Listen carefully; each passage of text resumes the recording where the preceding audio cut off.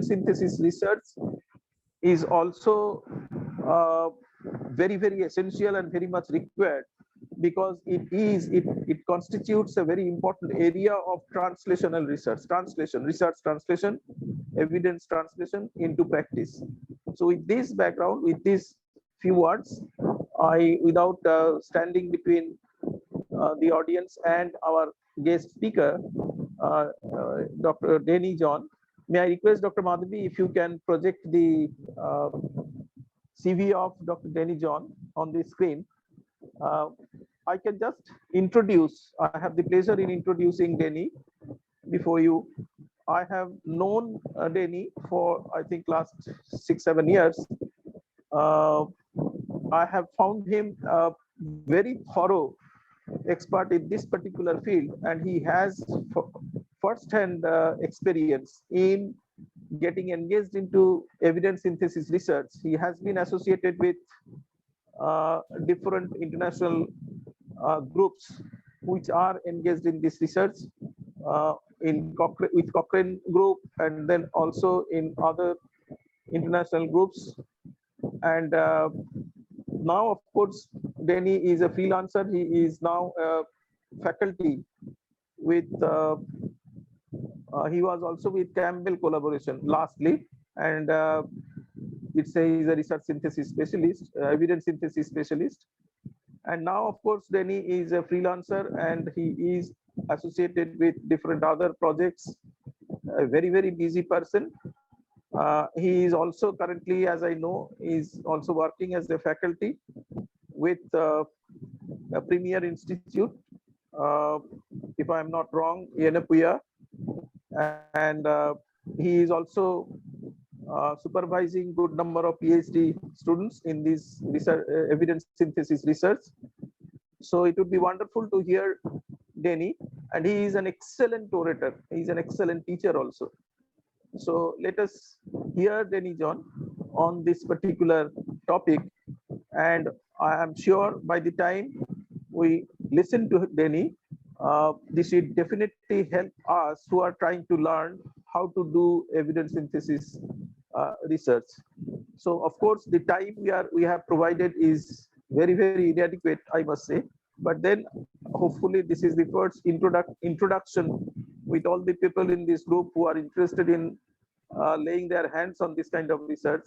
And I may only request Denny that not just today's lecture, it should not end here. If you can also be kind to be with this group for some time from now, maybe 6 months or 1 year, to really mentor these people how to do this research actually. Okay, with these few words, I would like to over to Denny so that he can start his presentation and his discussion. Over to Denny. Thank you very much. Yeah, thank you. I hope I'm audible to everyone. Yes, you are. Please go ahead. Madhvi, I will need the screen share option, please. Yes, I've just given you the screen share option. Yes. Okay, just look.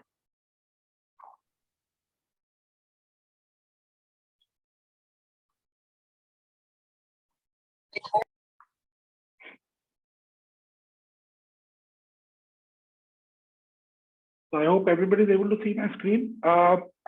We can see. In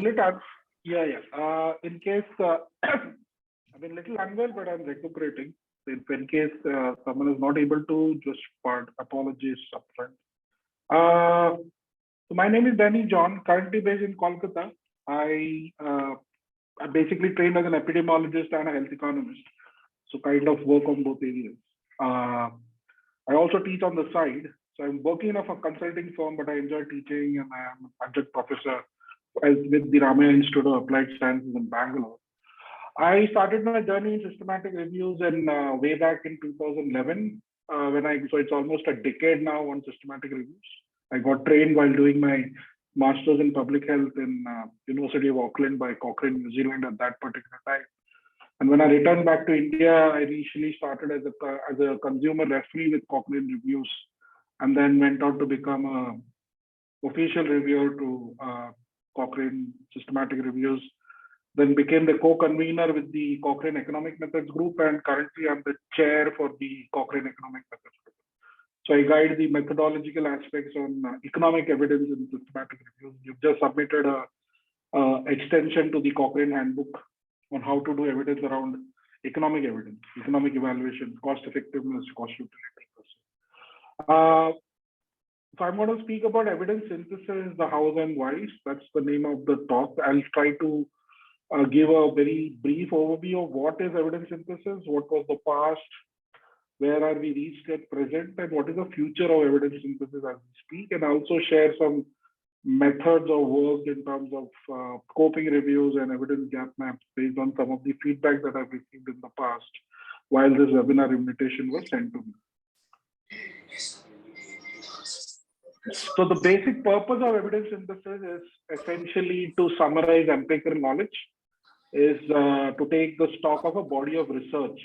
So for example, during COVID, last June, when we assessed the number of publications coming out on COVID, it reached somewhere around 3,300 studies per day. So if you have to synthesize 3,300 studies per day on any systematic review on COVID, it's going to be a challenging. So unless you have some methods, but also some methodological guidelines, but also process guidelines, you'll not be able to assimilate it. So essentially, empirical research, evidence synthesis is to take some stock of body of knowledge of research that is already available in the published domain. While doing so, the objective is also to identify what is the current gaps in the knowledge. All the literature might not be highlighting all the aspects around that particular topic. So what are the additional needs that are still needed? So evidence synthesis also can guide what is the future research. And if you have a lot of papers, which I said around 3,300 per day on COVID, for example, or around COVID vaccine, where a lot of multiple countries are publishing multiple papers and multiple trials are on, how do you organize that knowledge using some kind of logic? And I'll explain in one of the slides what is WHO doing to assimilate that knowledge into one particular website. So that is another objective, to organize knowledge in a very structured manner.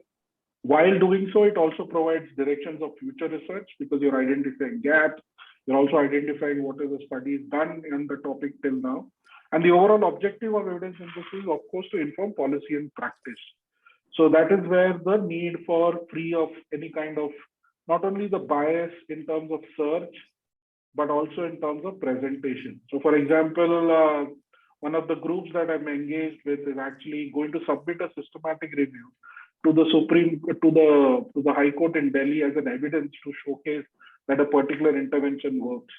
So if you imagine that when you're providing systematic review as evidence to the court for judgment, you have to ensure that your own methodology is crisp and sound and to the point. But if you miss any study, or you kind of misregard any study in a different manner, your evidence can go from one left side of the corner to the right side. So I think evidence methodology is extremely important, and that's something that I'm going to highlight and speak as I go along. So those of you who have been exposed to evidence synthesis, it's been quite dated. In fact, the first example of systematic review happened way back in 1753, when one person by name James Lind actually did a paper on evidence of scurvy. And then so it's not systematic review is not a 20-30-year-old science. It's been happening for centuries currently. It only started emphasizes when Archie Cochrane actually published a book on the RCTs and treatment effectiveness, called the Effectiveness and Efficiency Random Reflections on Health Service. And that is how the Cochrane collaboration actually got named. Other members like Glass, Smith especially in 79, and then finally in 1980 actually coined other terms like critical appraisal and synthesis of research. But it was David Sackett in 1996 which finally urged medical practitioners to practice what is called as the evidence-based medicine. So it's got a brief, long history of work of what systematic reviews has been ongoing. So in the honor of Cochrane, Archie Cochrane was in a Cochrane collaboration which opened in Center in 1992. Then Joanna Briggs actually is another institute based out of Royal Adelaide Hospital in South Australia. Professor Pearson established this research institute in the honor of Joanna Briggs, who was a matron in the Royal Adelaide Hospital, and that another reason that Joanna Briggs typically focuses on nursing and health sciences in general. And then later on, 1993, sorry, in between the epicenter, which is another center focused on education, established the Social Science Research Unit at the Department of Social Science in UCL London.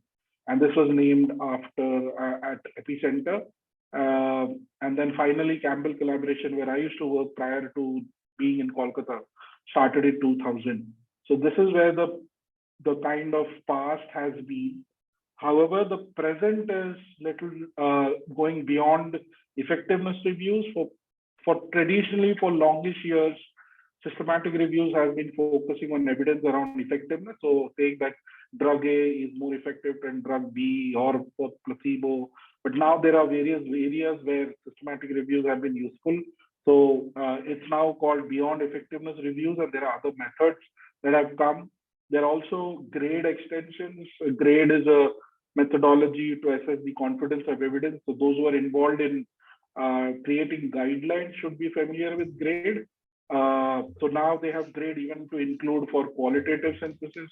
And currently, there's also methods to assess multiple interventions. So if drug A and drug B has to be is being evaluated separately across 2 clinical trials, and you want to make an indirect estimation between them, then you can use what is called as a network meta-analysis, and there's a grade extension for that as well. There is an Equator network, which is a website essentially to bring a lot of documents and guidelines and methods around transparency and quality of health research. There are newer methods such as systematic reviews without meta-analysis, because traditionally people attach systematic reviews, meta-analysis together. However, 30 to 40% of the systematic reviews will not be able to conduct meta-analysis due to heterogeneity. And so in 2021, there came the newer guidelines called SWIM, synthesis without meta-analysis. So if you have an intervention review and you want to produce a very standard way of reporting the effectiveness of those reviews, then SWIM guidelines have to be followed. Then there are newer methods such as network meta-analysis. There's a guidance now from Joanna Briggs on how to do scoping reviews. And Campbell, where I used to work, has come out with methods regarding evidence and gap map, which I'll be highlighting in some time. You also have very newer reporting structures. Priorly, we used to use Prisma 2009, which was the older version of the Prisma flowchart. We now have the Prisma 2020, which integrates the methods. For example, if you're using machine learning or artificial intelligence as part of your search and screening, then Prisma 2020 has a method to document that. There is also a Prisma S, which is for searching, so that when you publish a systematic review, you have to also give the guideline on how have you reported the search strategies. So Prisma search strategies are becoming now more stringent, and there will be newer guidelines as we speak. Cochrane has shown that you need reviews very rapidly, and that is why Cochrane Rapid Reviews Unit started taking up the responsibility along with WHO to have a efficient production and timelines, quicker timelines for coming out with reviews around COVID. So you'll notice a lot of COVID reviews are actually in the form of rapid reviews, rather than a very detailed systematic review, which takes a much longer time. And they have now become the mainstay for evidence in most policy decisions in WHO. You also have the use of systematic review software such as Ryan, Covidin, Cadima. There's other listed under SR Toolbox, which improves the efficiency, because screening and data extraction actually takes 80% of the total time to do a systematic review. So the softwares currently have been focusing on improving these efficiencies. You also have newer machine learning filters. For example, if you want to identify RCTs, you can do it directly using the software called Distiller SR. So there are machine learning filters.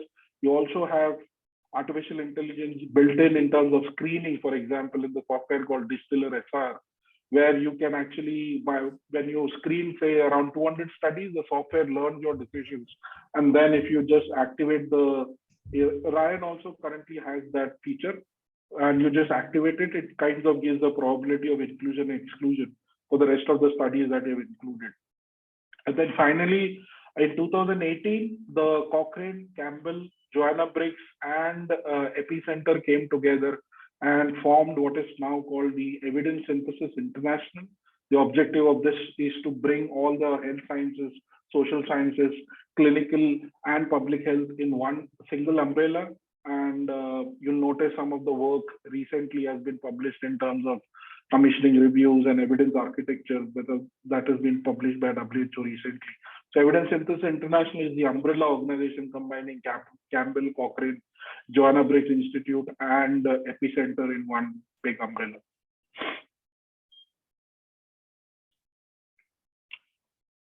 So many of you will be familiar with literature reviews. This is a small snapshot of what is the difference between systematic review and literature review. Systematic review tends to be having a much more comprehensive and exhaustive search, whereas literature review will tend to selectively identify, or maybe in some cases miss certain articles. Systematic review will always have a very systematic, clearly stated inclusion criteria. So you'll have a set criteria what to include and what to exclude. A literature review will traditionally have a very arbitrary form. What you extract from the included studies in systematic reviews always have a clear framework, whereas the literature reviews is done in a very non-transparent manner. You have a very formal meta-analysis in systematic reviews, whereas literature review use very arbitrary or sometimes very biased approaches.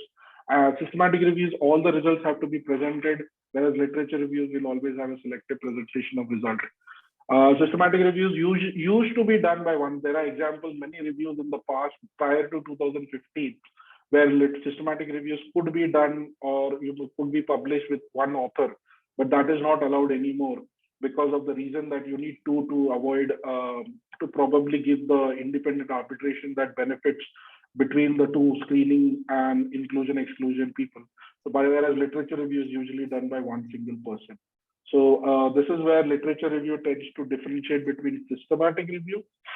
Madhvi, should I take questions now or in the end, or can I just keep on going? I think you can keep on going for a little bit, and then we can take questions. Okay. So you also have scoping reviews which have come into the domain, and some people have been asking me about the differences. This gives a kind of a basic difference of what is the characteristics of where a difference between a scoping review, systematic review, and a traditional literature review that becomes part of most PhD thesis or master's thesis, for example. So scoping review will have a review protocol. However, it is not, there are avenues to publish it, but it is not a very stringent requirement. However, for systematic review, yes, you have to have a protocol so that you can know exactly how to follow it. And this is the same reason why on Prospero registration, Prospero is a database of prospective registration for systematic reviews managed by the Center for Reviews and Dissemination at the University of York. So currently they don't have the mechanism to register for scoping reviews. However, if you're aiming to publish a systematic review in future, you have to compulsorily register your systematic review in Prospero registration, because typically any journal beyond 2 impact factor will not accept the systematic review publication if you do not provide the Prospero ID. It's a compulsory step. BMJ, for all the BMJ journals, without a Prospero ID, none of the BMJ journals will accept a systematic review to be published. Scoping reviews will definitely have a search strategy. Similar is also done in systematic review. Data extraction is also part of a scoping review and also part of a systematic review, whereas the risk of bias, which is a step to assess the quality of the studies, is optional in scoping review. However, these might change in near future. However, for systematic review, it's a compulsory step. You don't perform a synthesis in scoping review because you're presenting using some kind of a themes or context. So you're not synthesizing the literature, you're just presenting the literature that you've scoped and identified. Whereas in systematic review, you are synthesizing the literature. So the approach is much more different compared to scoping reviews. So there's a slight difference, and the question itself is where you differentiate. So if I take a very simple example, taking the context, if I have to understand what is the effectiveness of physiotherapy in certain rehabilitation as a rehabilitation in cerebral palsy, then I will end up doing a systematic review. But if I want to identify what are all the treatment options for management of cerebral palsy, then I think somebody will have to mute the.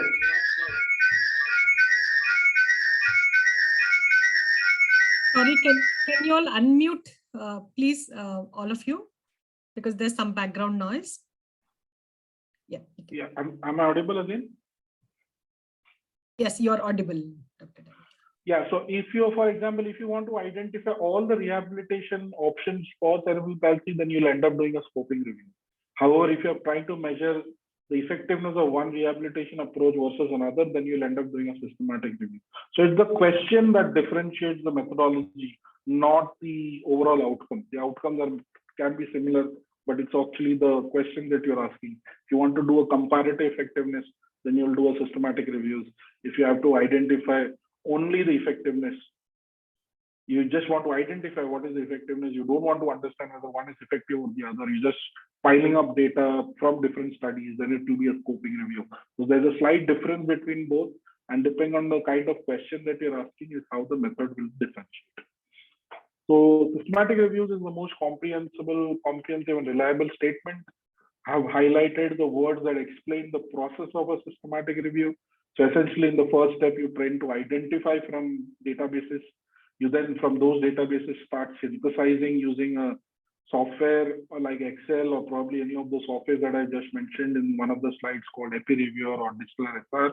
Then you'll assess this evidence. You can do both quantitative and qualitative information. The overall objective is to give a robust empirical answer to a focused research question. So this is what reviews, systematic reviews tend to do it. And this hasn't changed even though this is a very dated document. So typically systematic reviews are conducted by a team. So it's usually a minimum of 2 members. I've worked with systematic review members, which are almost 8 to 10, but that's a very broad topic. You usually use a PICO kind of a structure, which is population intervention, outcome, and comparator. However, this acronym can change if you're looking at other types of evidence, which I'll explain in one of the slides. You develop a protocol which actually have to give a definition of what you're looking at, what are the search strings, what will be the search strategy, what will be your approach to synthesis, including the exclusion and inclusion criteria. And once you develop the protocol, traditionally you have to register it with Prospero. And then you have a systematic search is conducted across the academic, non-academic, and grey databases. And then finally you retrieve the studies, screen them, you extract the data and do the quality of research included in the review, and finally you do a kind of a synthesis. So this is usually how systematic reviews are conducted. Big systematic reviews can take up to 2 years. I've been part of one which had 52 studies included. However, because of the new method being much more, as you grow, you also improve the kind of method that you know, and also the software has shown. So hence, currently my reviews take like 3 to 4 months. That's only because I'm more familiar with the methods and I can approach it in a very logical fashion. So meta-analysis is basically just another, method to statistically combine the effect sizes in these reviews. So if you have all reviews, some of them will become systematic reviews. All systematic reviews will not be able to produce meta-analysis. Only 60% of them will be able to do it. That is precisely because that all the studies will have some kind of heterogeneity, and you will not be able to combine the effect sizes from those studies to present in the meta-analysis. That's the reason that you have the newer guidelines called SWIM, synthesis without meta-analysis. So if you are not presenting, if your data is not presentable in a meta-analysis like a forest plot, then you can report it using SWIM guidelines. That's quite well accepted as a methodology.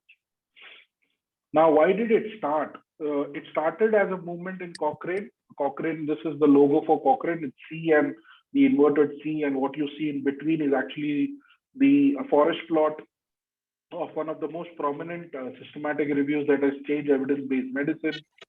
So in 60s, for example, doctors knew that if the pregnant woman is given a premature dose of steroids, a dose of steroids who's expected to give birth prematurely, you could reduce respiratory illness and respiratory failure in this infant. However, by the time that the review came out, which was actually 17 years later, 7,000 babies are actually died by then. So that was the time when people realized that you can actually save lives due to evidence, because the results of that particular review were not communicated quickly. And this is where Cochrane started its formation in 1993, and it has become a very large institute organization. In fact, as we are speaking now, Cochrane is going to a version 2 because the previous CEO is also has finished his tenure. There's a lot of changes in Cochrane that's happening, and we're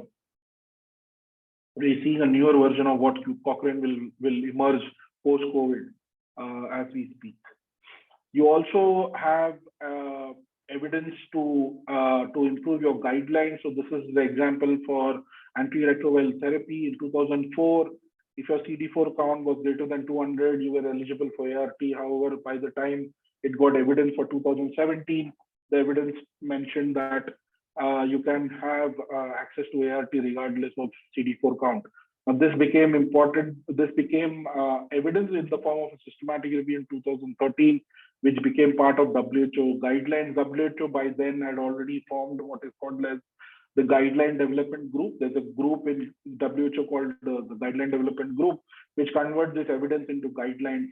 And these guidelines then become policy recommendations for low and middle income country. And this is the NACO memorandum of 2017 that ART, regardless of CD4 count, people can treat people are eligible to be treated for ART in NACO settings. So this is how the evolution of evidence goes on, and that is why you need an evidence which is continuous process. So in 2000, for example, kangaroo mother care showed no evidence of difference in infant mortality in 2000. When they updated the review in 2011, from 3 studies, it went up to 16 studies. So 13 more studies were added. And by that time, with the doubling of the number of sample sizes included in those studies, KMC was shown to be associated with a reduction in risk of mortality. And when that review was updated in 2014, it added 2 more studies and another 200 infants. And then it was kind of confirmed that KMC can be associated with the reduction in risk of mortality. So once this evidence is established, you can also notice that there is no need to do further studies. So evidence also contributes to reducing research waste. So when the evidence is already proven, you don't need to do continuous study to add to that evidence, because there's no further evidence of kangaroo mother care needed. So evidence generation is actually a continuous process. This is also where some of the questions that you might have is, there's already a published systematic review, can be updated? Yes, you can update a systematic review, provided it is in Cochrane and Campbell. Typically the updation happens every 2 to 3 years.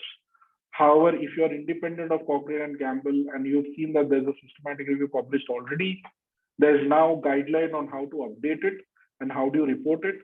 So there are guidelines around that as well, provided that there are enough studies to justify that a new review is justified. So nothing stops you from doing a systematic review, even though a previous systematic review has been published in the topic, say 3 years or 4 years back. What we have to realize is that systematic reviews can also be biased. And this is the reason that conflict of interest statements have become very important signatories for Campbell, Cochrane, or any of these kind of reviews. This is an example, but it's quite dated, but quite relevant for us even in current time, that this particular review actually identified some 106 reviews, and they found that majority of the authors who gave the conclusion that passive smoking is not harmful to health actually belong to the affiliated with the tobacco industry. In recent time, this has happened with pharmaceutical companies. This has happened recently with medical devices. They also identified with certain policy organizations, for example. So currently, for example, we are doing a review of mathematical modeling on COVID in India.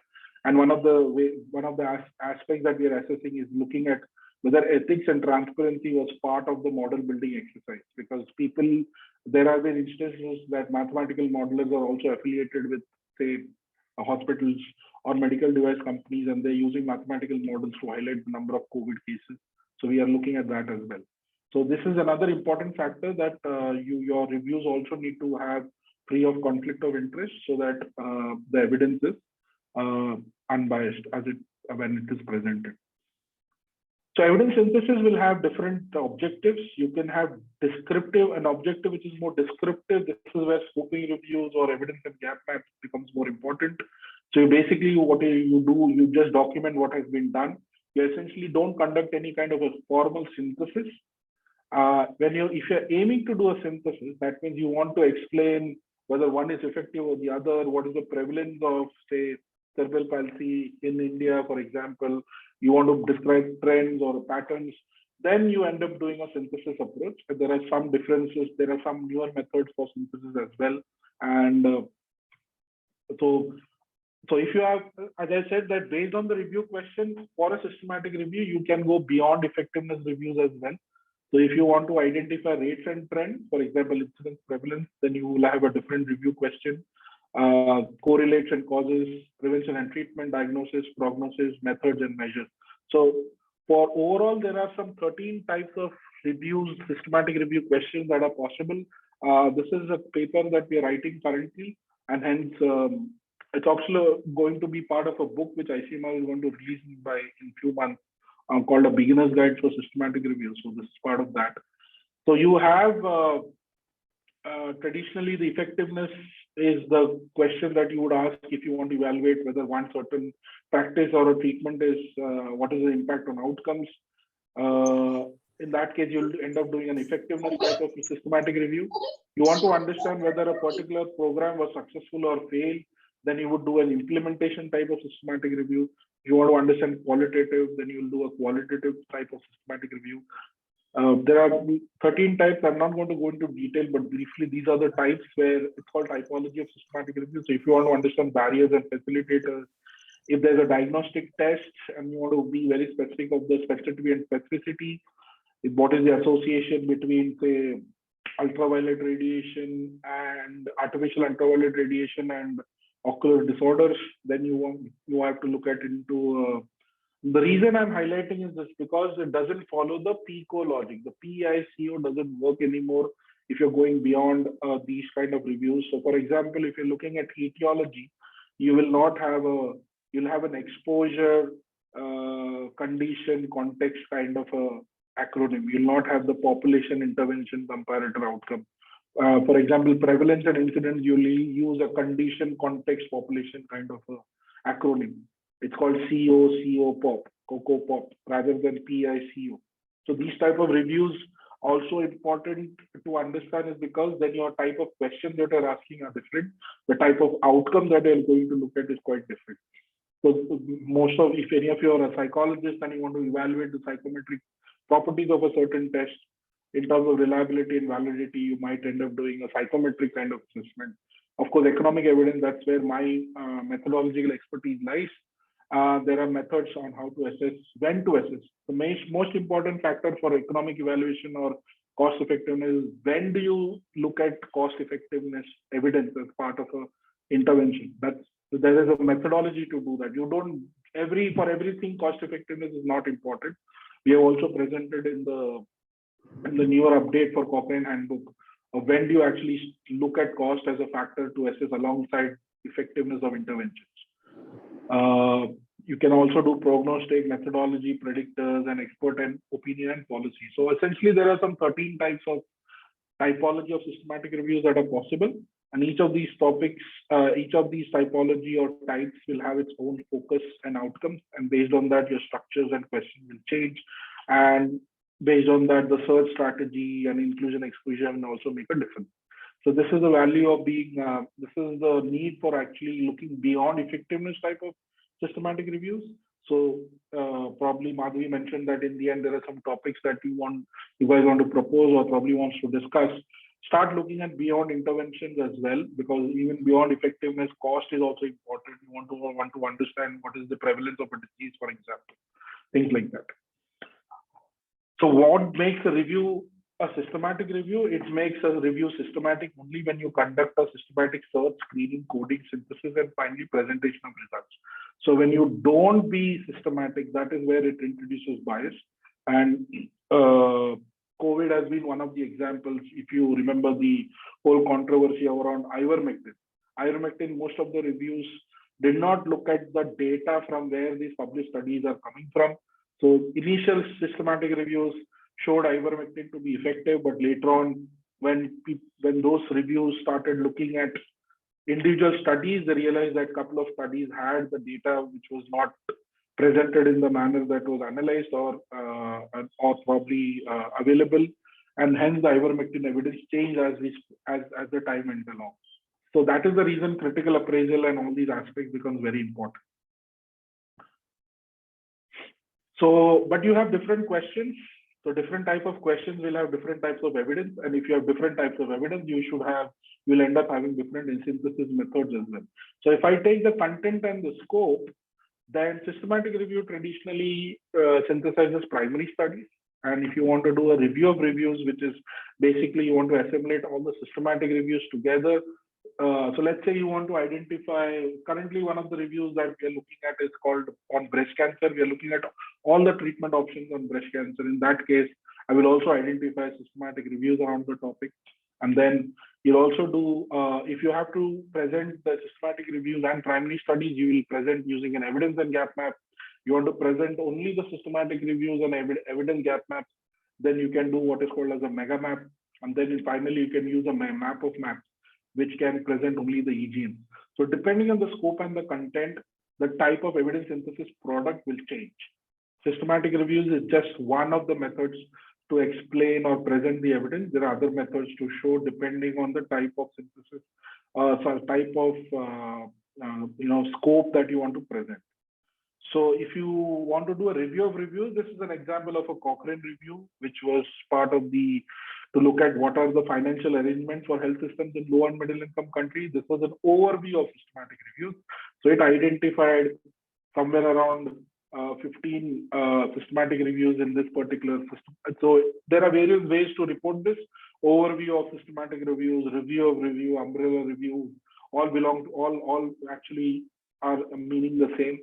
And this is where you don't identify primary studies, you actually identify published systematic reviews, and then you do a synthesis from the primary studies from those systematic reviews. So you don't identify primary studies separately.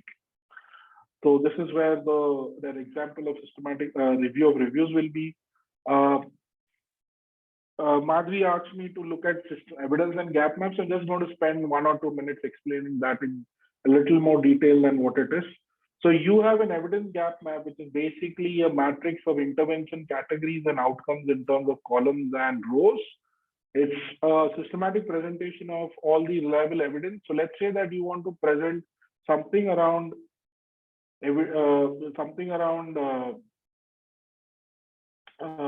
children against violence, then you can present all the evidence of what of the studies that are published in the domain in whatever context that you can want to in this particular matrix.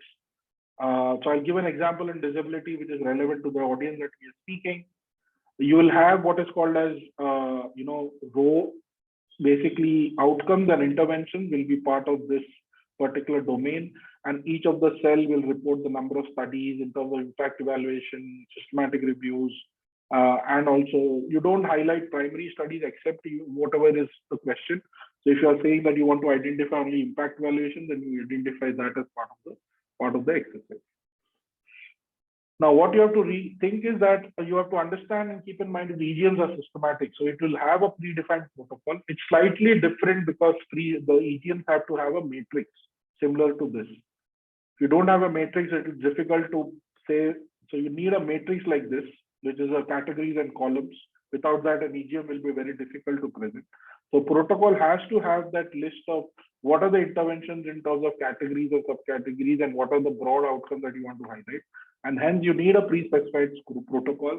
You need to have a very systematic search strategy. You have to have a very clear inclusion. What are you going to include and what are you going to exclude? So for example, if you're including impact evaluations, are you excluding non-randomized controlled trials? If you're saying that you want to include impact evaluations, again, do you want to include RCTs only? So that is the reason that EGMs have to have a very clear inclusion. Otherwise, you'll not know what to include and what to exclude as part of the EGM methodology. There has to be a way to systematically code and report all studies, and that is where a formal protocol also helps. And it can include critical appraisal, but you restrict typically because the number of primary studies that you identify will be very large. The methodological guide of EGM for Campbell does not recommend critical appraisal for primary studies. However, you will have to do a critical appraisal of the systematic reviews to say that which are the reviews that are of high quality, low quality, or moderate quality. So, however, the construction of a framework is not a research-based exercise. You have to have the consultation with stakeholders to actually have the framework, because what you're doing is you're presenting the evidence in which the stakeholders, that is the practitioners or the policymakers, would feel is important. So EGM is slightly different than systematic reviews, where you're aiming and saying, okay, what will a commissioner of disability require as evidence, and how, and then you go from there and say, okay, so you have to have some user engagement between those processes so that they can guide you on how the framework should be built in. And that is a very critical step to present this EGM in a very structured manner. That is, so even though the EGMs are all follow the same process, no single EGM will look the same, because it's all the matter of how the evidence needs to be presented and for whom.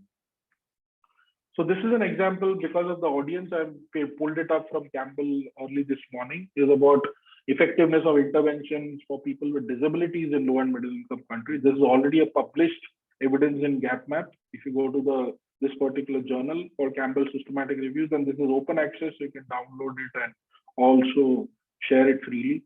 So just to explain that this particular disability evidence in GapMap had 59 systematic reviews and 107 primary studies. So how do you interpret it? Is because basically that you'll notice on the left side on the rows, you have the interventions and the major category being health. Under the health, there are subcategory on promotion, prevention, rehabilitation. It's a long, big, I've only taken a snapshot of this particular EGM. And then you have outcome, and then you have broad outcome, which is health. And under the health, you have sub outcomes in terms of mental health and cognitive development, access to health services, immunization, etc. What you notice is this traffic signal light kind of structure. So you'll notice that the orange ones are basically low quality primary studies. In this case, because this was being done for as part of DFID's program, they wanted also the quality of studies also to be assessed, and hence they did that as well. So this is basically where you're saying that the primary studies are low quality. You have a low quality systematic review also available. You also have a couple of high medium quality reviews available and a couple of low quality reviews as well. So this is how a EGM will report. What it helps is, for example, you'll notice that access to assistive devices, there is an entire gap. So this gap tells me that this is where primary research are more useful. So for academic institutes where you're trying to bring out topics for students to do, this is where you can identify new research actually to be conducted as part of PhD or for master's program. So if you're doing something on cerebral palsy, this has cerebral palsy as well, but I'm not sure whether they have it as a separate category, but probably they might have it somewhere. So for example, in Ghana, they did actually for the development economics, they identified all the studies on development studies in Ghana. And they use that now as a map, from the map to guide the topics for development economics in Ghana actually as PhD. So the topics are not chosen randomly so that one university doesn't replicate the other topic itself, and strategically the PhDs are done so that the development economics structure can be structured. So you can have a map for India as well. Say you want to identify all the studies on cerebral palsy in India, you can do that. And then you can say that, okay, this is the research that is more needed. This is where the research is not done. Or this is where the research has been poorly done. So let's do a much better research there. Or this is where studies are there, but no review is done. So then we can do a review around that also. So the objective of EGMs are a little different. It's not to show one is effective over the other. It's actually to show what is the evidence available and where are the gaps in this evidence. That is where this kind of EGM is useful. So if you go deeper into it, you'll notice that there are 6 quality reviews, there are 12 medium or high quality reviews, and then there are 16 low quality impact evaluations, and then there are 12 mediums. So this is how you interpret that. If you go deeper, this is where you notice that, okay, there are low quality reviews. And so each of those colors represent the bubble. The size of the bubble is coincides with the number of studies in that particular cell. So if the bubble is large, that means there are a large number of studies. If the bubbles are small, like this immunization, then it essentially means that there are very few studies around that. So this is how an EGM is done and the purpose for it. So just to compare a systematic review and an EGM, the systematic review actually will be restricted typically to a single intervention, whereas evidence gap map is for a broad scope of interventions. There is a PICO again in that structure. Your search strategy will be similar. There's no difference. Screening also, there's no difference because you are using against your inclusion and exclusion criteria.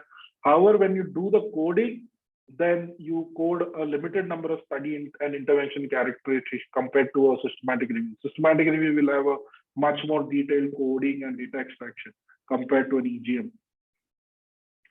Critical appraisal may not be done, but is recommended. You can do a critical appraisal for systematic reviews as well as EGMs. But EGM, you don't have to do it for all aspects that you're identifying, but it depends on critical appraisal for, say, reviews, for example. You don't do any kind of synthesis. You're not presenting anything in terms of whether one intervention works against the other. However, you can also extend the evidence from evidence gap map to do a systematic review from there, because you're essentially done the systematic review to identify the papers. So currently I'm involved with London School of Hygiene to do some work around how can we look at RCTs from EGMs and then do the meta-analysis around it, rather than doing the search from scratch itself. You have a very graphical way of reporting in an evidence gap map, and the objective for evidence gap map is to inform research priorities and research funding, whereas for systematic reviews, it's mostly to inform policy and practice. Why do we do this? It's basically to guide users to high quality evidence to inform strategy and program development. Tell users when there is no high quality evidence, yes land and no land. And then you can also identify gaps to be filled by evidence synthesis and new studies for researchers and research commissioners, so that there's a more strategic policy oriented approach to research agenda. And finally, you can also identify studies to be used in building the top levels of evidence architecture, which is basically saying that you have evidence maps. So you'll have data. From these data, you'll have primary studies. From the primary studies, you'll build up systematic reviews. Systematic reviews will become part of databases, and these databases become part of evidence maps. Evidence maps will become part of evidence platforms, portals, guidelines, and checklists. This is a paper from Nature, which my previous CEO, Howard White, had written, and he named it the evidence architecture, which is where the evidence map becomes a very important block in the evidence architecture structure. You can also, as I said, you can also have a mega map. So let's say you want to identify around disability, childhood disability in general, then you can look at a mega map, which is basically identifying all the studies around on a particular domain, on a particular large population. So it's not restricted to an EGM alone. And this is a mega map. I think this is the only mega map in the world focused, apart from one or two others that has come later. But this is UNICEF commissioned mega map to identify the evidence on child welfare. You can also have map of maps. This was done to identify what are the evidence on sustainable development in low and middle income country. So this is the map of maps. So essentially, the future lies in what is called as living systematic reviews and living guidelines.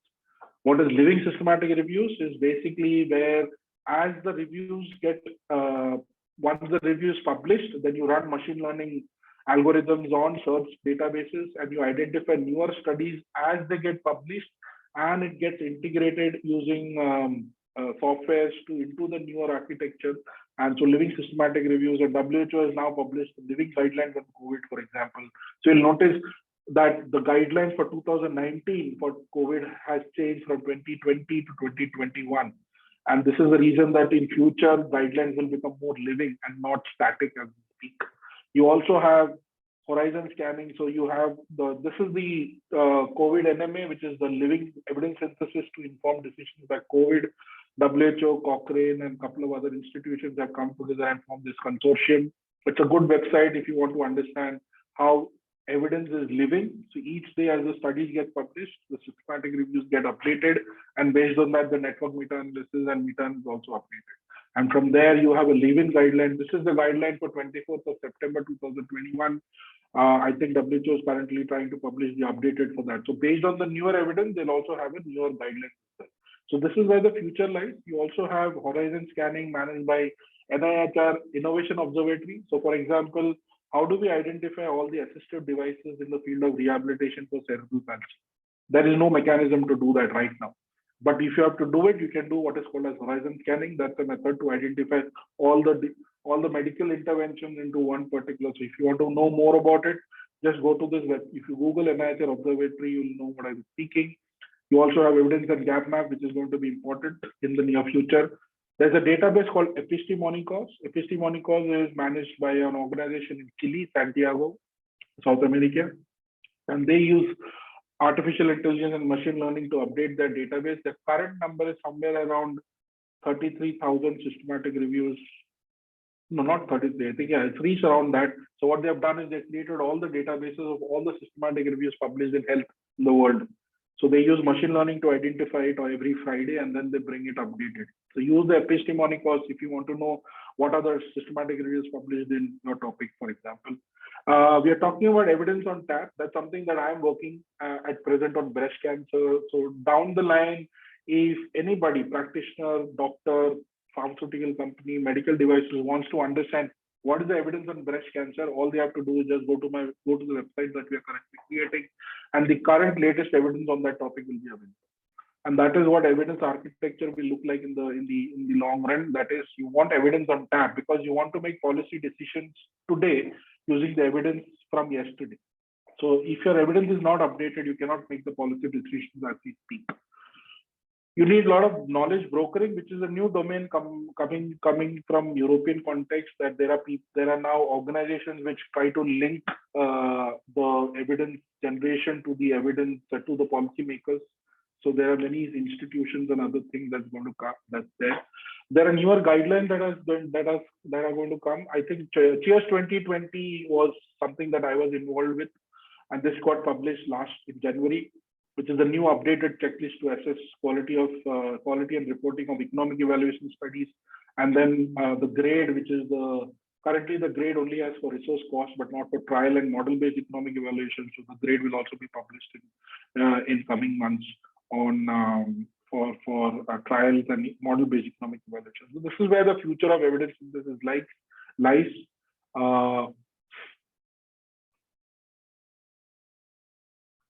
So we had the industrial revolution, then we had the knowledge revolution, and currently we are in the domain of evidence revolution. This is where we are going.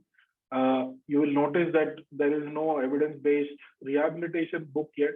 So that's what I want to leave it as a thought for everyone else. Thank you.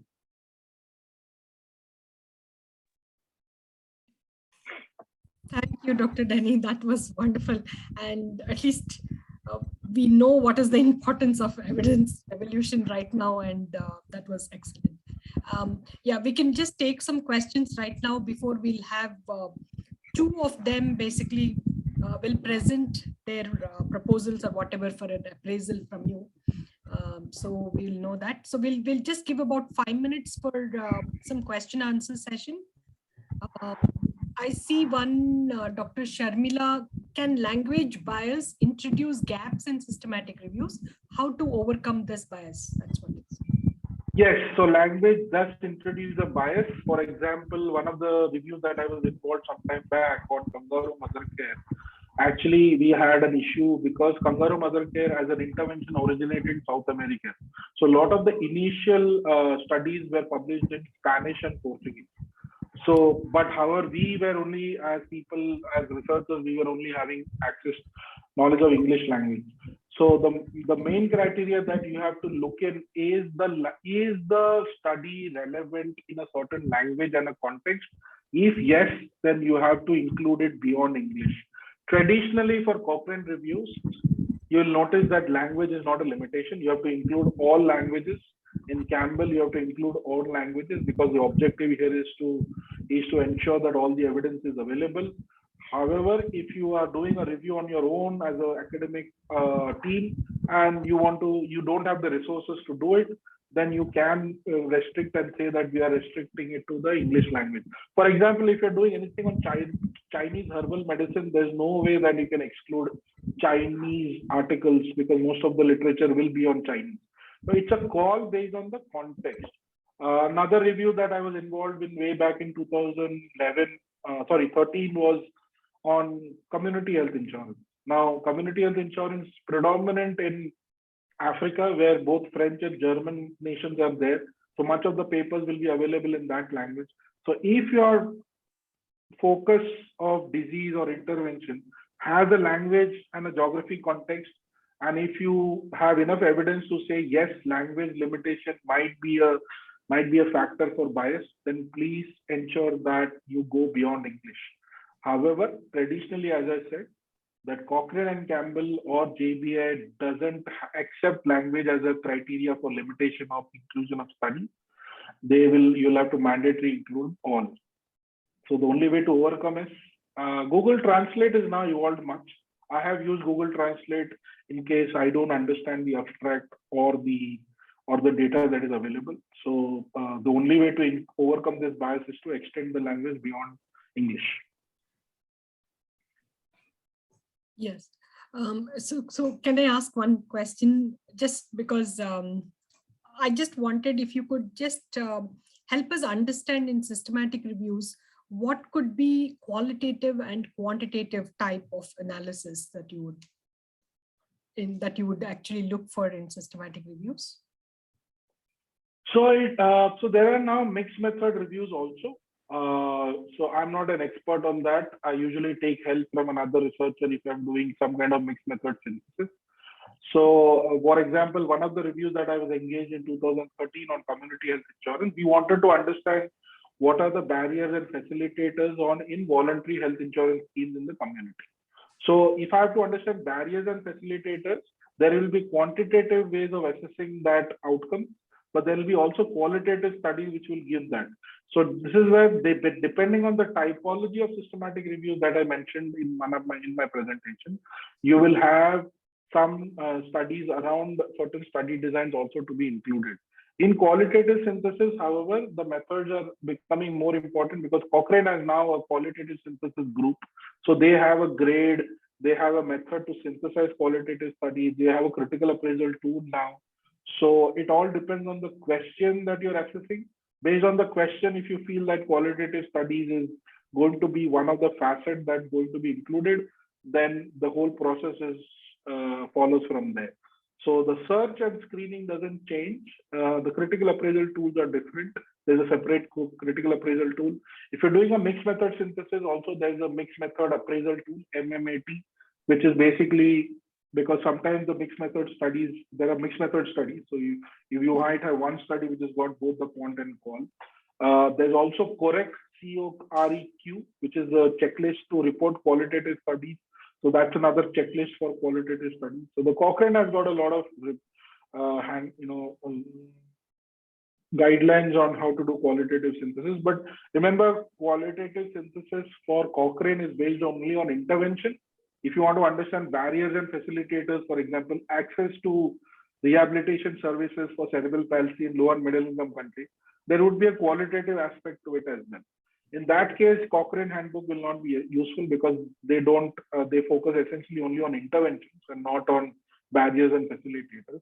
In that case, you might have to look at other kinds of guidelines. Yes, that's. I mean, at least there are some guidelines right now. But are there any qualitative ones that you could, other than Cochrane, that are there in qualitative? Apart from Cochrane, there is. No. Apart from Cochrane, Epicenter, EPPI Center has got some guidelines on qualitative, how to do qualitative synthesis. And JBI has, but I wouldn't suggest JBI as much as EPI because. But there is a group even in Campbell also which is focusing on qualitative evidence synthesis, QES. So you can also look at qualitative, because a lot of reviews on social sciences actually focus using qualitative synthesis. So you can look at that as well. Yes, thank you so much, Dr. Tani. Yes, if are there any questions? We can take one question before we can have Dr. Geeta present. I don't know, Beena, you mentioned about crime. I don't know. I can't recall, sir. If you... Crime as example, but switched over. Yeah, hi, Yes. Dan. And you suddenly mentioned something about crime, and you switched over to, because the audience belonged to developmental domain. You said something about crime behavior, criminal behavior. Yeah, I mean, it was not crime behavior actually, but there's a group in Campbell called Crime and Justice. So they have a lot of evidence around and reviews around crime, and they tend to look at beyond effectiveness kind of reviews also. But there is a good group to follow. Because they have a journal, and that group is one of the most active groups in Campbell when I was involved in that particular organization. So probably that's what I wanted to highlight. Okay, thank you. I work in that area, so I got curious when I heard that. Yeah, there's a crime and justice unit within Campbell. If you go to Campbell Collaboration, you'll get a whole bunch of reviews around that topic. Thank you. You can unshare your screen so we can see you. The audience can see it well. Can I ask a question, Denny? Yeah, please go ahead. Yeah, this is regarding, say for instance, somebody is trying to have a systematic review on say number of drugs in a given for the same indication, and try to understand which one would be most in terms of the risks associated with their use as well as their efficacy. Where do they stand? That means the comparative status of the different interventions for a given indication. Okay. Yeah. But, when they are trying to do that, say for instance 6 or 8 different drugs, okay, for the same indication, but they forget to mention about, and they are doing on secondary data, okay, published, but they forget to mention about the different 6 or 8 different drugs. They have made their appearance in different times. So for instance, one drug has been licensed for the first time in say mid-90s, and the other is another drug which has been licensed in the world, somewhere in the world, in say 2018. What is your take on the conclusion that may come out of this kind of systematic review? Okay, because you are the drug that has made its appearance in 2018, it is unlikely to get enough published article for that drug, okay, in the public domain. So the number of published literature for say A, B, C, D, E, F out of the, if I arrange them sequentially, then for F you have lesser number of published articles, while for A you have good number of published articles. Now this kind of bias, how are you going to address that? You get my question? Yes. So what we do in systematic review is also a step called publication bias. And publication bias traditionally has been using a statistical test called Eggers test, and we use a funnel plot to report the actual influence of the publication bias to the result. However, recently there have been methods, or probably also people suggesting that you should look at qualitative information beyond the statistical analysis alone to say whether a publication bias exists. So let me take a different example. One of the reviews that I'm currently doing is on acne. And when I look into clinicaltrials.gov, I also noticed that many of the trials have been terminated. That could mean that it was probably going into a negative outcome, and hence they terminated and they couldn't publish it. But there is no way I can access it. So currently we are looking at that. Is there any qualitative way to report this publication bias for the intervention that we are looking at? So this step will be used in particularly publication bias, and now people are looking at beyond quantitative measure to say can we identify qualitative aspects that if the drug has been introduced before, then more number of studies will be available, for example. And if the drug has been stopped, you'll not have enough studies around that. So can we use such qualitative information? It will be part of the methodology around the publication bias. Currently, the publication bias as per Cochrane guidelines do not allow these steps to be involved. But I'm sure in the new age, when publication bias is becoming very important these days, because we know that pharmaceutical companies traditionally, we did a review of trials, clinical trials registered in CTR, and how many of them were published after 2 years after trial completion date. We got only 27% of some 1,500 RCTs registered in CTRA were available for publication after 2 years. That means almost 63% are never published. Sorry, 73 are never published. So that itself is a huge publication bias. Now, whether that influences the systematic reviews around the topic, I can only say that I am working on those methods, but that is where the domain is, looking at publication bias from a qualitative manner. No, actually, I'm referring to a proposed manuscript where people are trying to actually compare the safety of, say, 6 or 8 different products. Okay, but then when you talk of safety, drug safety, so it again is very much dependent on how many years the drug is in the public use. Exactly. Yeah. So if the number of years that is it is in common use, public use, it is only for 3 or 4 years, the data on safety will also be relatively less available as compared to is already there for 20 years. So is it justified to compare them? They are not on the same platform. So thereby there might be some kind of bias, and one can also suspect in these kind of studies where there are some conflict of interest might also be involved. Yeah. So publication, looking at conflict, so that is where conflict of interest. So for example, the Cheers 2022 checklist that has been updated in January 2022, and I was part of the expert group for Delphi for that particular, has got an explicit conflict of interest statement that has to be highlighted. Something similar is happening with cost effectiveness studies also, because drug companies traditionally fund their own cost effectiveness studies as well. Right. And hence Right. that is also another reason that you'll notice a lot of cost effectiveness studies are supported by the drug companies themselves, not by independent researchers. Now, can we consider that as bias? Probably, but I work in one similar kind of organization, and I can say that at least we don't do it, but I cannot say that others don't do it in that manner. So I think the methods for evidence synthesis will start evolving as these nuances become much more clearer. Not all methods are possible to be done, but conflict of interest, conflict of interest and publication guideline, publication bias definitely are becoming very important. Okay, thank you very much. Now switch to the context, and that is the, Dr. Denny, if you can, if you can unshare, I think Dr. project. Dr. Shantanu, you can continue and just ask Dr. Geeta to start sharing her screen. Yeah, I just mentioning the switch to our own agenda and let Geeta start presentation, and then come to a more focused discussion on some of the proposed proposals, protocols, and if Dr. Denny can actually help the investigators in properly framing their questions and how they should proceed with the required steps in doing the systematic review.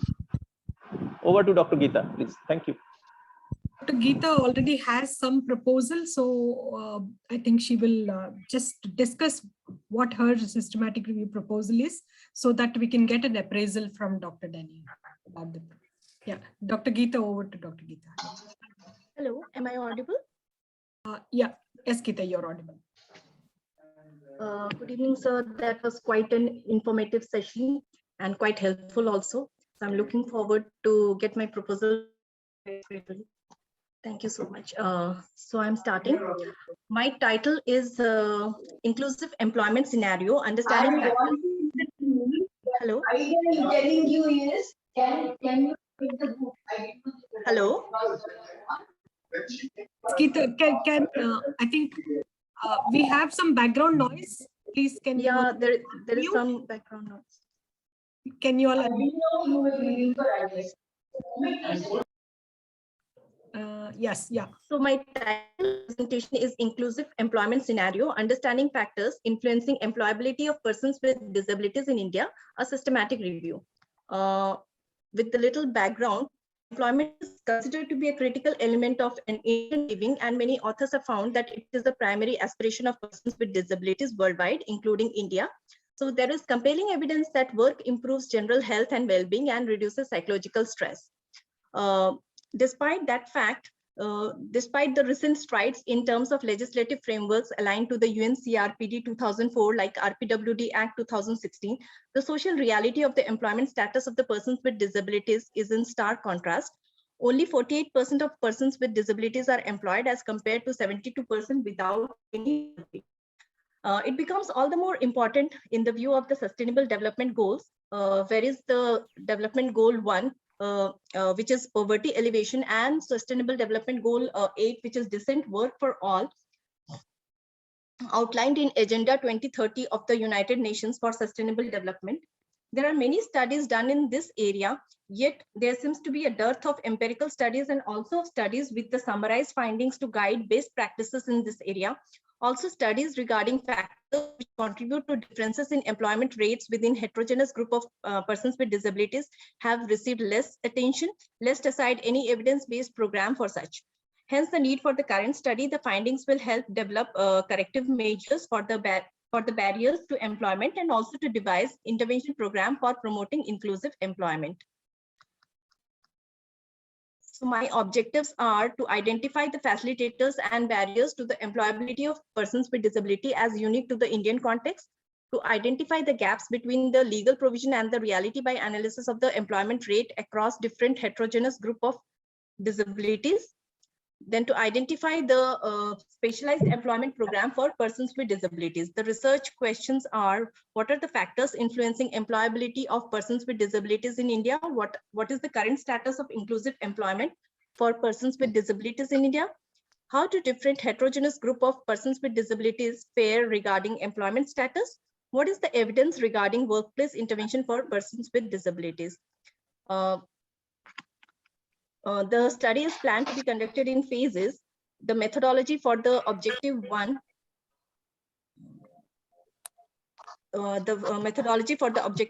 that is to identify the facilitators and barriers to the employability of persons with disabilities as unique to the Indian context, is what I'm going to speak about.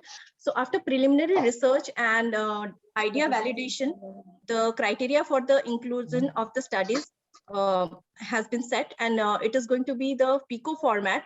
Though Spider has also been a recommended format, but a study by Methley in 2014 recommends that Spider omits very relevant literature. Hence, I'm going to use the PICO format only.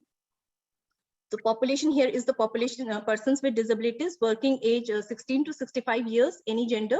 Intervention is not applicable. Control group is also not applicable. Outcome is inclusive employment, and the setting is socio-economic, which includes the private public enterprises, and geographic is the rural and the urban setting. The study design is mostly any study design, mainly qualitative study, observational and cross-sectional. The selection criteria for the review is studies which has been published between January 2011 and December 2021 is to be included. That is a 10-year criteria. And then all the studies which are of English language and the studies which include intervention, observational and qualitative studies are to be included. Working age population is 16 to 65 years as per the Census of India 2011. Persons with disabilities as per the RPWD Act 2016 are to be included. Indian studies, including the LMICs, would be included.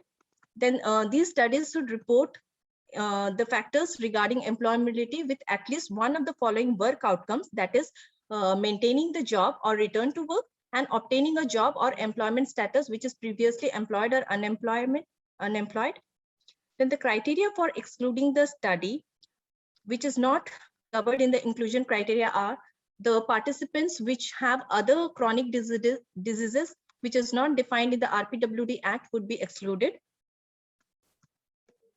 Then case report, case series, psychometric studies, comments, editorials, which do not include any kind of primary or secondary data would be excluded. Then inclusive studies should be specifically based on inclusive employment for persons with disabilities. Other than English language would be excluded, which are published before 2011 would be excluded, and without any abstract or full text would be excluded. Then after the exclusion criteria, we have the search method is that based on the Amster guideline, at least 2 databases should be searched in detail. So we have decided to use PubMed and Google Scholar. And the search strategy has been outlined in my appendix 1. Then citation manager is to be used for the removal of duplication, and 2 functions to be considered in this method. That is, the same title author published in the same year would be deleted, and the same title author and published in the same journal would also be screened out. Then protocol writing and registration for Prospero is to be done. Title and abstract screening and a decision about the eligibility based on the inclusion and exclusion criteria would be done by 2 trained reviewers. Full text downloading and screening has to be done in the next step. Then other method of identifying relevant literature would be through manual or hand search, and it would be done in 5 steps. That is from the studies which has been recovered, and then from related articles in PubMed and Google Scholar, from the experts and the authors directly. Then method of the review would be 2 main reviewers are going to perform the screening and selection of the studies, and the third one is to resolve in case of any disagreement with the discussion. Data extraction method and the terminology and the coding has to be clarified beforehand itself, and the tool or the checklist which is to be used should be used with the reference and URL. We are using the API qualitative research and the CAS qualitative research appraisal tool. Then the method of literature using the suitable quality appraisal tool for relevant content would be used for all the selected papers. Data extraction would be pilot tested in the format which is created in the Excel. Of the time, Dr. Geeta, can you just make it fast? Okay, ma'am. So after that, once the data extraction has been done, then the narrative synthesis would be done based on the dominant themes, and also to find a relationship between the studies and within the studies. The risk assessment to be done using the Robust tool. And after that, the presentation of the result is summarized using the PRISMA Guideline 2020 flowchart and the summary tables. And the review is to be published in a journal article or presented in a conference. These are my references. Coming to the objective 2, we have planned to do it as a narrative synthesis. So the objective 2 is to identify the gap between the legal provision and the reality by analysis of employment rate across different heterogeneous group of disabilities. The IMRAD format would be used for narrative review. The method would include the search strategy based on PICO, and the narrative synthesis would be done. Objective 3, what is the evidence regarding workplace intervention for PWDs? We are planning a scoping review. That also the search strategy is based on PICO, and the method would be based on the conceptual framework described by Arksey and O'Malley, which has 6 steps, which include identifying the research question, identifying relevant studies, study selection, then charting the data, collating the data, and finally the optional step 6, which includes the consultation exercise with all the stakeholders. So we are planning to do that with the NGOs or the government agencies or the persons with disabilities. So the eligibility criteria, the inclusion and exclusion criteria similarly has been outlined here, and final synthesis would be done in a descriptive approach. Thank you so much. Yeah. So, Dr. Denny, yeah, you can give your comments on this. First, I mean, this is not a full-fledged protocol. That's the first observation. It's not a protocol actually. So I was. No, it's not a full-fledged protocol because the protocol written in a certain structure. You'll have to look at the Campbell or the Prospero guideline. There's a certain structures in which the whole thing has to be needed. For example, you have used the word research question. It's actually a review question because you're actually using reviews to answer your question. So there's a certain structure in which these protocols are done, and you've identified 3 areas. But again, you're mentioning somewhere that it is India and then including LMICs. So I don't know whether your global context, your context is LMICs or in India. Somewhere I noticed that you mentioned that as well. You're essentially doing 3 things in the same topic. I think you need to be clear about the timelines required for this as well. The effort is. Yes, sir. That is why I wanted your suggestion regarding that. So would you suggest me to drop those objectives and stick to only one objective, or you would want me to take do it in phases and include all the 3 of it? I suggest that you take one, because if you have not done a review before, it's better to take one, complete it, understand the process, and then move to the next one. It's highly impossible to do all the 3 together anyway. So depending on what is comfortable and feasible for you, I think you should pick that one up and see which is the most important one that you want to pick. So And then from there you can take it. No, I think Dr. Geeta, your primary issue is the inclusive employability, and that is in reference to the 2016 Act. Yes, sir. So thereby you should restrict it to India, because the Act is actually Indian Act. So Yes, it will sir. not be. So restrict it to India, and then as Dr. Denny is mentioning that truly speaking, you are trying to club 3 different studies into one. So better is go one by one and first. Exactly. Exactly. That is why I was asking, shall I do it in phases, or like I should completely remove the other 2 objectives also, because those 2 are not systematic reviews. Right. See, as I told you, the type of review doesn't matter. It's the question that you're asking yourself. Never think that systematic review is superior over scoping review or narrative review. The objective has to be clear. So upfront, just in such a hurried form, I would suggest you just send it to me by mail, and I can give you critical comments on what is important and what not important. The structure is there in the sense that it is not yet into a protocol where you can register with Prospero, for example. Yes, sir. Yes. Depending on that. So that is one of the observations. If you're focusing on India, you also need to identify. Spider is no longer valid because Spider has a lot of limitations. Yes, sir. So please don't use Spider anymore. It is a PICO structure that is more valid. Again, you're saying person with disabilities means what? Are you going to include mental disability as well? So those things are not clear yet. Sir, I have identified. I don't think in the paucity of time for other people to respond, I'm just going to give my comments, and then we can look at later. Like, there's nothing called as any study design. You have to be very clear which study design is answering which type of objective. So you have to say this is the quantitative study. In the quantitative, even in the qualitative, you have to be specific which type of study design I want to look at. If you're looking at observational, there has to be a logic to see that which is the observation. You can't just say any study design. There's nothing called as any study design.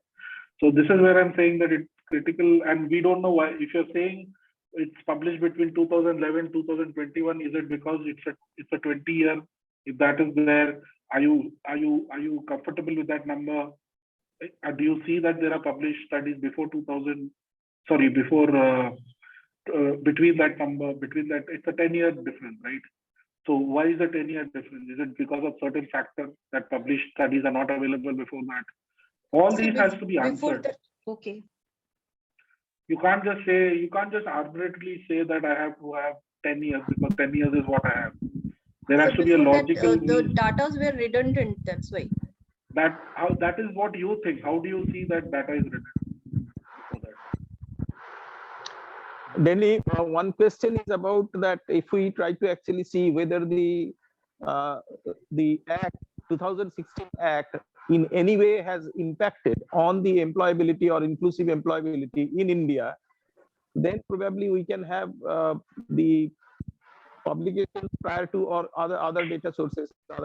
Prior to 2016, what was the status, and then after 2016 up till date, what is the status? I think there we can try to have some idea about whether the act itself has been properly, you can say, implemented or enforced, whereby there is any kind of improvement in the inclusive employability. So what is your take on that, whether we should try to do that? Yeah, so that is where we have to realize that when you're making a time restriction, it has to make sense and relevant to the question that we are talking. If you're saying that, yes, I want to understand what is the effectiveness of a certain regulation or a legal component, and I want to look at the effectiveness of that, then the evidence prior to that also is important. So before you say yourself that any old information doesn't make it redundant by itself, but it depends on the context. For example, in tuberculosis, a lot of studies in 70s will not make sense because the diagnostic criteria is different. It will be sense only when the newer methods are there. But if I'm saying that I want to understand if tobacco control interventions have been improved, then it's better that I look at the National Program for Control of Non-Communicable Diseases, and I say, okay, what has happened prior to the national program introduction and after that. So everything has to be very specific. This is currently not in a protocol shape, and if you refer to the protocol that has been published, you'll notice that it is not just about some terms on a page. Everything has to be structured. Why are you using a PICO? What do you mean by persons with disabilities? What is the inclusion criteria? What is the exclusion criteria? So the wording, methodology, everything has to be clear. It is currently not in that shape. So you'll have to decide on your own. Protocol itself takes time. I've spent 6 months developing just one single protocol. So please understand the value of, because you're going to follow essentially what the protocol says. You can't do changes after that. And if you're planning to register it with Prospero, then there is no way you can change it later. You have to follow exactly what you've mentioned. Yes, sir. So basically for Prospero, I would be looking at the facilitators and barriers. Yeah. Both the other type of reviews are not allowed, not applicable. Yes, sir. That's not for systematic review. Yeah. Okay, sir. So I'll mail you my proposal idea, and then I'll get the critical comments from you, sir. Okay. Thank you, Geeta. And I think we'll. Thank you so much. Thank you so much, sir. Thank you, Geeta. Thank you. Thank you. So we'll have one more appraisal, Dr. Denny. We have our group from Ashoka undergraduate students who we are proposing a kind of an evidence gap map on play interventions. So we just would need your appraisal on that. And Ria, I've made you the co-host, so you can share your screen and just can you.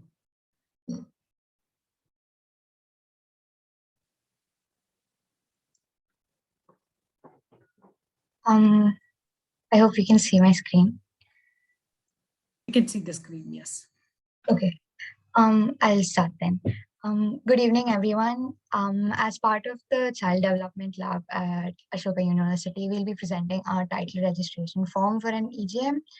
So the title of our EGM is Play-Based Interventions for Improving Neurodevelopmental and School Readiness Related Outcomes in Early Childhood Period and Evidence and Gap Map.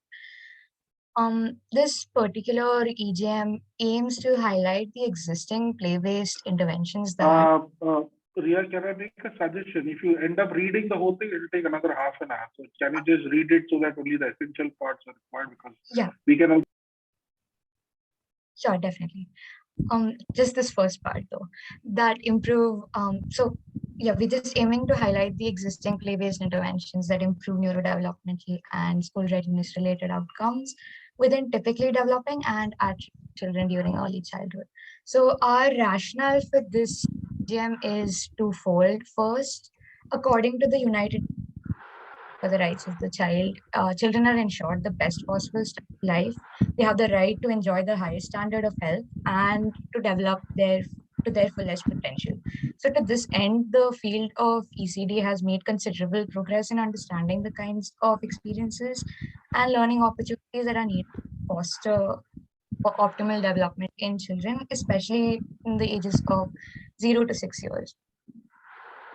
Second are, as research has noted, educators of young children who are like major stakeholders in the practice of play-based learning, they report certain issues such as struggling to see academic value of play, a lack of formal training in play-based learning, and so on. So these issues, alongside the new education policy of 2020 by the Ministry of Education of India, which says that play will be crucial in the process of education of children from ages of 3 to 6 in Anganwadi settings and in standards 1 and 2. Scope of this EGM is crucial in establishing what play-based activities have a significant impact and have been studied so that we can develop a standardized curriculum based on the same. So consequently, the aim of this EGM is to show all available evidence from play and stimulation interventions and systematic reviews delivered for improving the physiological, cognitive linguistic, socio-emotional, and sensory motor development, as well as school readiness related outcomes during the early childhood period. So play-based intervention studies that work with disability populations will be excluded as they are beyond the scope of this EGM. The objectives for this EGM are first to develop a clear framework of the types of play interventions and outcomes related to the effectiveness of interventions for typically developing and at-risk children from the ages of 0 to 6 years and their caregivers.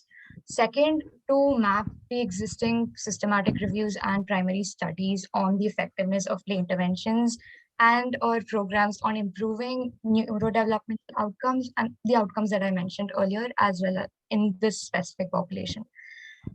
Third, to provide an accessible and structured database of available evidence for identifying gaps in the existing evidence on play and stimulation interventions for the particular population. So while similar EGMs do exist, they focus primarily on the effects of low resource environments on atypically developing children and interventions for the same. So while literature has shown the effects of low resource environments on typically developing children, there seems to be at first glance a lack of research on the interventions available to this population and their efficacy, which is why this EGM is needed. So to address the scope of our EGM, we use the intervention outcome framework. For interventions, we intend to include play-based learning, psychomotor, psychostimulation interventions, experiential learning, and intervention. We'll be excluding play therapy interventions as they do not come under the scope of this EGM. The population for this EGM will include typically developing and at-risk children from the 0 to 6 years from all countries. As a population subgroup of interest, we're also interested in looking at low resource and or at-risk settings, and LMICs will also be included. In terms of outcomes, we intend to include primary outcomes that are child-focused and secondary outcomes that are caregiver-focused. So under primary outcomes, we'll be looking at cognitive development, language development, physical development, personal social skills, social emotional skills, and we have school readiness, under which we have numeracy skills and literacy skills, as well as other aspects of school readiness. And under secondary outcomes, we'll be looking at psychosocial functioning and parenting attitudes and knowledge. So this will include primary studies of intervention effectiveness, such as randomized experimental design and quasi-experimental design, and also include systematic reviews. So studies using mixed methods will be included only if some quantitative impact has been assessed. Qualitative studies, case studies, and studies that do not assess effectiveness of interventions will not be included. Finally, as primary stakeholders will be frontline ASHA workers and Anganwadi workers, we'll be using a post-survey report highlighting their experiences in implementing stimulation activities and also consider insights from an informal session with policymakers in child education and health. Thank you. Yes, Dr. Denny, yeah, you can give your. Can I go to the first page?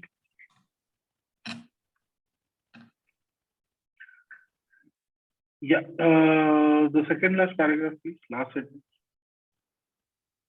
So the scope of this EGM is crucial in establishing what play-based activities have a significant impact will not be an objective, because you cannot establish from an EGM which play-based activities have significant impact.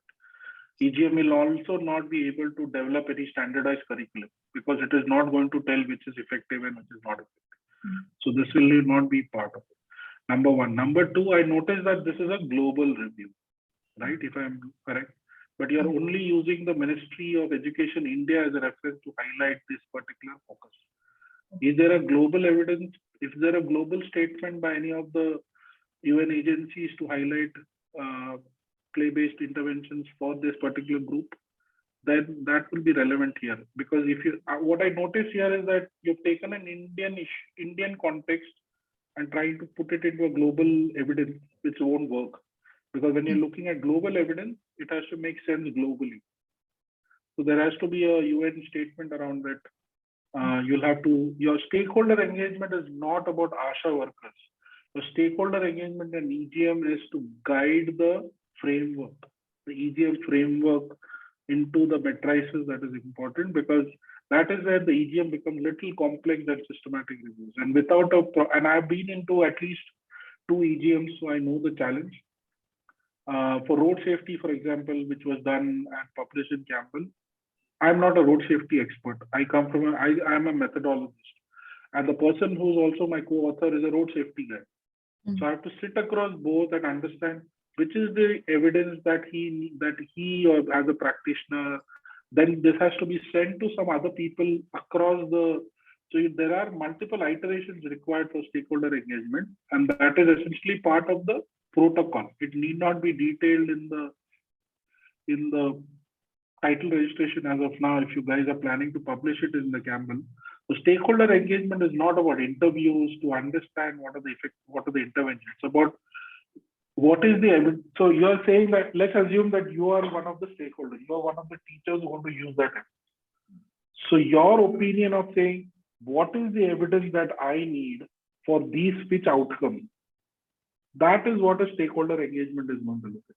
And that is where EGMs are more aimed as practitioners and policy makers for research and funding priorities, rather than the practitioner alone who is going to say that I need this outcome, because he is more interested. Asha would say, I would need to know whether this is effective versus another. The EGM is not going to show that. So using an ASHA worker or an Anganwadi worker as a stakeholder, she's important. I'm not disputing that. What I'm saying is that the objective of the EGM is more related to the UN, say, education agency or the Ministry of Health kind of people, and saying, okay, what is the evidence you need? How do you want that evidence to be presented? These are the things that you have to ask. That's why that's what stakeholder engagement, the EGM, is more about. And that is how you develop this domain, subdomain kind of 2x2,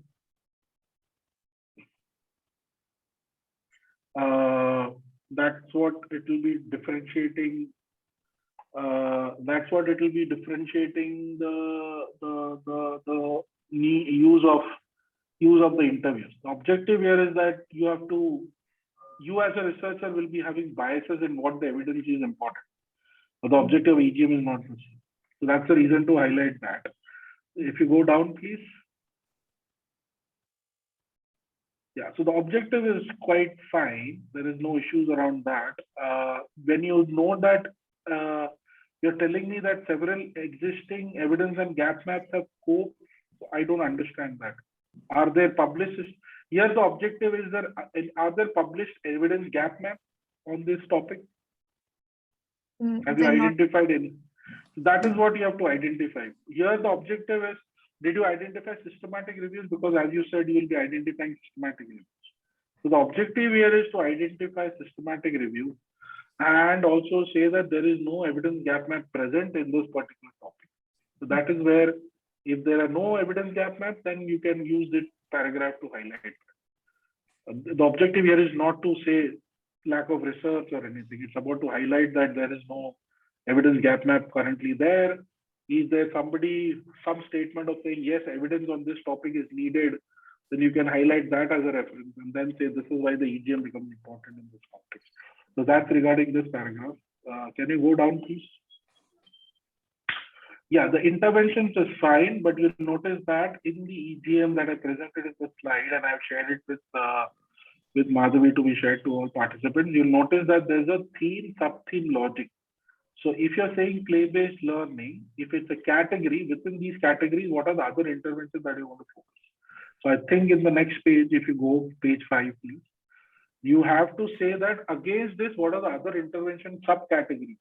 It is not about listing 5 broad categories. It's about saying within this, what are the other subcategories of interventions which are focused, and that groups have to be identified against which those outcomes will be useful. So the interventions is not just about broad categories, but also subcategories. Okay. If you don't have a subcategory, that's fine. It's not compulsory that every intervention will have a subcategory. But I'm assuming that, because I'm not a subject matter expert for this topic, I'm assuming that you should make an effort to see for example, psychomotor, psychosocial stimulation interventions, for example, are there separate categories of these interventions which can be grouped into? And that will only come if you have identified and looked into some kind of systematic reviews in general or some primary studies. So try to identify at least one impact evaluation for every intervention and see if it's broadly using the same terminology, or are there other specific terminologies in terms of intervention that they're highlighting. So for example, psychomotor, psychosocial stimulation interventions, you might have a subcategory which might be highlighted in that particular RCT, rather than, I'm assuming these are basket of interventions. Experiential learning is a basket of interventions. So within that, what will be the examples of subcategories of intervention, which has to be a little more specific. So that has to be coming in this particular. Please go down. I don't know what is this at-risk children. So at-risk means what? At risk for? At risk for developmental delays. Yes. Children get prematurity and that. Yeah, so this is not explained because this has to come in the introduction itself. Because the introduction has to say that this has to be there, that at risk means what. Now you're saying it's a global review, so you don't need to separate it. What you have to try to highlight in the population is that as a subgroup, you will try to highlight low resource and low MIC so that you can make a comparison between the outcomes and the intervention categories between high income country and low income country. That is the logic for looking at this particular area. So I think it's better to focus on that and say, yes, we are doing a global review, but I'm looking at LMICs because I want to do a comparative analysis later. Now, the same thing has to go for primary outcomes as well. These are broad outcomes. You need kind of, so in EGM, there is no logic of secondary outcome. It's actually, what you're saying is the first 7 of them are relevant for children and the rest 2 are relevant for caregivers. So there is no logic, there is no space for secondary outcomes in EGM. You have primary outcomes, you have outcomes and outcome category. So essentially outcomes are broad outcomes, and within the broad outcomes, you will have subcategories, and under that will be where the coding of the EGMs will happen. So child and caregiver will be 2 set of outcome categories, not as primary and secondary. So that is one. So again, in this case, you'll have to realize that the columns, these are outcomes will go into columns. The columns will have 2 components, major outcomes and then sub-theme. Within that outcome, you'll have categories of outcomes. So for example, so school readiness, you have done that. You have saying that school readiness, there's a 2 subcomponents, numeracy skills and literacy skills. Similarly, you'll have to do for other outcomes as well. Please go down. Regarding study design, that's fine. I think this is taken well, so no issues and no comments on this side.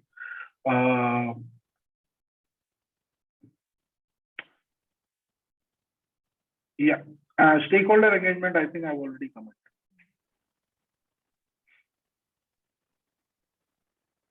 Yeah. Can I make a comment here, Benny? Yes, Shantanu is, yes, sir. Yeah, This is regarding, like in case of systematic review, in this EGM also, you are actually depending on the secondary data and published literature. So, and then because we are talking of the play-based interventions and how that impacts on the child development, the different parameters of child development. Now there are many other variables, whether in the primary literature or the primary work research, that has been, the other variables have been controlled or not, how that is going to be factored in this evidence and gap mapping. What I mean is, when we are trying to see whether play-based interventions can impact on the childhood development, but the childhood development can also be impacted by many other variables. Say, for instance, poor antenatal care of the mother, or Yes. some other risk factors of the mother. And if these are not mentioned in the primary literature, how and to what extent you should or should not include or exclude those articles? Your comments, Denny. so the objective here is not to show whether one is effective or the other. So there would be, I completely agree that there could be other factors that might be related to that outcome. However, the objective here is to say that this is the evidence coming from randomized controlled trials, and this is the evidence, this is the number of evidence. It's just that we are saying it's a quantifying the number of evidence that is available. So one study will be one evidence, one review will be another evidence. If there are 10 studies, there are 10. We are not showing. The next step from the EGM would be to go and say, okay, can I establish some pooled effectiveness from these studies using, because RCTs have already been identified, and that will be the next step. So, probably the EGM here is more to say that what is the evidence out there available on this particular intervention versus outcome. But I think what is important here is, what is completely missing is the framework of what are these categories. Please be little careful of not getting the EGM researcher driven, because it is not, the aim is not to present the evidence of effectiveness. It is presented for users to use, for funders to use it. And I'm saying, because when I did the first draft for transport, I remember that I did it in my own way, but by the time it went, get it screened and come back, the framework changed. So systematic review can be entirely researcher driven, because you know that question, you know the method. But the EGM framework is where the users have to be, because its objective is more about funders and research priorities rather than whether one intervention works over the other. So that is where you'll have to do multiple iterations of these framework and come to a logical way in which you can present that, and then finally say, yes, this is what I want to do. Yes, yeah. I understand. I think still we haven't done that exercise Dr. Denny, but at least, yeah, for now, from what you have given, your appraisal, we are going to go to the next step to kind of just prepare this framework a little bit better and then send it to you for your review. Add the references as well, and if you do you aim it to submit to Campbell? Is what you're aiming? Yes, yeah, we are aiming to send it to Campbell. Yes. Okay. Yeah, let me know if I need to be involved then as a methodology. Yes. Yeah. We'll get in touch with you, and we'll email this, because we wanted to have your appraisal and then prepare the next iteration of this framework. No problem. In some sense, yeah. So since we're getting closer to time, we we wanted to also see if the audience from here are interested in any form of evidence synthesis, because we want to take this forward, not end it just only with this webinar itself, but we do want some of you all to get in to take this forward from what we have learned today on evidence synthesis. So does from anybody from the audience, do you have any ideas? We can just take 1 or 2 minutes before we wrap up at 8:30 a little bit. Yeah. I think there has been at least Balachandran, Balakrishnan. Yes. He has put a question that may I get inputs if I design a modified play for children with cerebral palsy, whether I have to follow standard criteria, where can I get the guidelines? Please share some information, or should I use only already existing standard play for persons with yeah. So I don't know the answer. I don't know whether this is evidence or guidelines. I'm not a subject matter expert, so I can't comment. Yes, yeah, Dr. Balchandran, I mean, if you want, can you write a little bit clear and send it so we can get some inputs from Dr. Denny? No, I think we can have this beyond this meeting also, Dr. Balchandran. You can be more specific in your query, and so that we can discuss among ourselves, and then if necessary, we'll get back to Dr. Denny for his comments and his advice. Yes. But I think we can be a little more clear what precisely you want to know actually. Yes. There are no further questions, but then let us take a little more time, digest what we have heard today, and then maybe coming 7-10 days, we will be in touch with Dr. Denny, apart from the 2 proposals rather, which will be refined further, and then maybe I would expect Dr. Denny would be also associated with these implementation of these 2 projects also, and guide them and mentoring them. With this, Sure. I think you can, Madhvi, you can now think of having the concluding remarks. And on behalf of ISCP, I profusely thank Dr. Denny, who has been very, very busy, but then has responded to our request and our call and agreed to be with us this evening. It's almost 1 hour now. Over to Madhvi, please. Yes, thank you, Shantanu sir. Thank you, Dr. Denny. I think, I mean, this new opening on evidence synthesis itself has opened a complete insightful thing on how rapid these changes on evidence synthesis are happening every day. And it has just been very insightful, and we didn't really know that, evidence synthesis is a kind of area that is changing and so dynamic actually, and it just has been very insightful. And thank you so much, Dr. Denny, and all the participants for being this one. And I hope this session was very effective and all of you were able to get this idea about evidence synthesis and all of this. Thank you all very much, and we'll continue to stay in touch, Dr. Denny, to take forward all of this.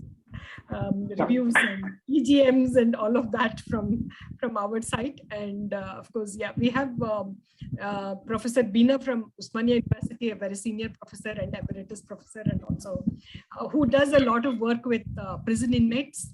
And she might be interested and will be in touch with you as well. Sure. Thank you so much. Thank you, Dr. Denny. Thank you, Madhvi. Thank you. Thank you, all of you. Thanks, everybody, for being with us today evening. Good night, everybody. Good night. Good night, everybody.